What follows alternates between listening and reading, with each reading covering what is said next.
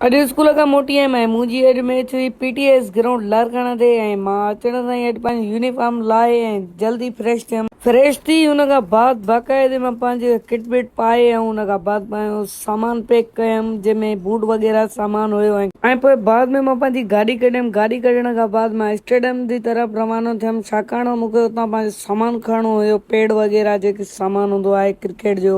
ऐं मां गाॾी हलाइण वक़्तु अकेलो हुयमि, उन वक़्तु मूंखे ॾाढी तकलीफ़ बि थिए वीडियो भरणे करे, इन करे मां अध मां कढी छॾियमि। पोइ बाद में हुन सामान असां खणी ऐं ग्राउंड ते रवाना थियासीं। हिन ग्राउंड जो नालो आहे पीटीएस ऐं ही मौजूदु आहे लारकाने में ऐं हिन में माशाल्लाह ॾाढा वण ऐं सावक हुई ऐं हिते असांजी मैच बि शुरू थी वई। आहिस्ते आहिस्ते सभिनी जी बैटिंग अची वई ऐं मुंहिंजी बि अची वई ऐं मां बि पंहिंजी बैटिंग करण वियमि ऐं अल्हम्दुलिल्लाह अल्लाह जे करम सां मुंहिंजी सुठी मैच थी ऐं पोइ असांजी फील्डिंग आई ऐं पोइ मां पंहिंजो वीडियो न भरियमि। बाद में असांजी मैच ख़तम थी वई ऐं सामान असां उन साॻी जॻह ते रखी ऐं बाद में असां पंहिंजे घर न रवाना थियासीं ऐं घर अची मुंहिंजी सफ़ा तमामु हालत ख़राब थी वई। एतिरे क़दुरु मुंहिंजे मथे में सूर पियो ऐं पोइ मां चांहि कराई ऐं चांहि पी करे मूंखे ॾाढो मथे मां सूर लही वियो। ऐं तव्हां भाइरनि जी दिलि सां वॾी महिरबानी कुर्ब जो तव्हां मूंखे पोयनि वीडियोनि ते ॾाढी दिलि सां कुर्ब ॾिना ऐं लाइक एंड फॉलो लाज़मी कजो। थैंक्स।